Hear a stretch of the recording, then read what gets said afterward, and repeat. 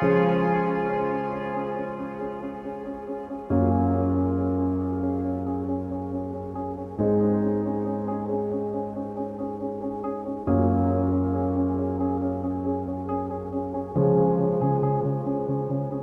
past 15 years in energy has been really transformative and focused largely on driving down the prices of wind and solar.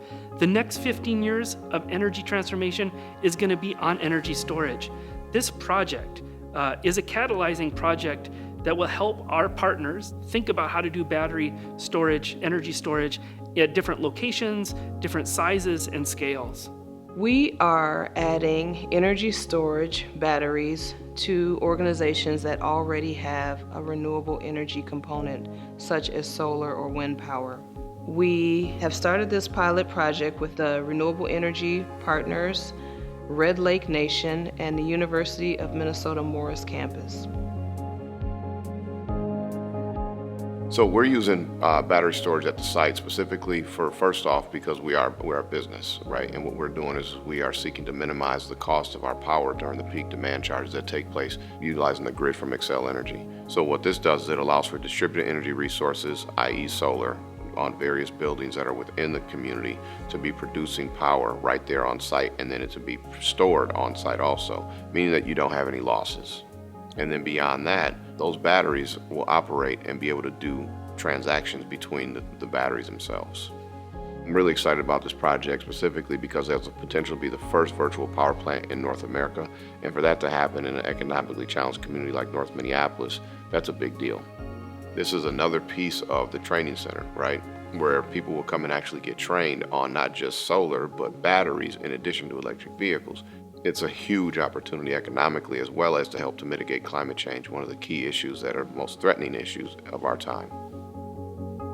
Our energy storage project is focused on the Green Prairie Community Residence Hall. It has a solar PV panel, 20 kW, that feeds the building. And what we really want to do is connect solar PV and battery storage to basically meet the load of the building. The University of Minnesota Morris has been working on carbon neutrality for the past 15 years. We became carbon neutral in electricity in 2020. And what's really unique about the Morris campus is that we overproduce a lot of electricity. We view battery storage as a way of bringing back some of that value and using more of that clean energy on campus. This project, built around a flow battery, is a much different kind of battery that has the potential to be used many, many times without degradation, to be built with materials we can find right here in Minnesota, and that makes it just much different and very exciting. The storage system is a resilience issue for the Red Lake Government Center. We're using it to be the backup power for the computers, and kind of what happens is they have outages up there. So that backup allows the government staff there to be able to do their work. So that's very helpful for the government center. This project is going to lead the community to engage with energy in a way that makes the community much more sustainable.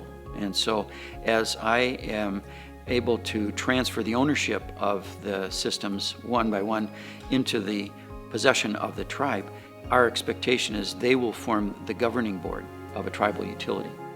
We're talking about a community that has an $8,000 to $10,000 medium income. The unemployment rate on the reservation is also very high. So when you think about the opportunities that this is going to bring to the tribal members, is really exciting. So once they get their heads wrapped around this, I can foresee people going up there at Red Lake and recruiting these people to work on projects around the state and around the country.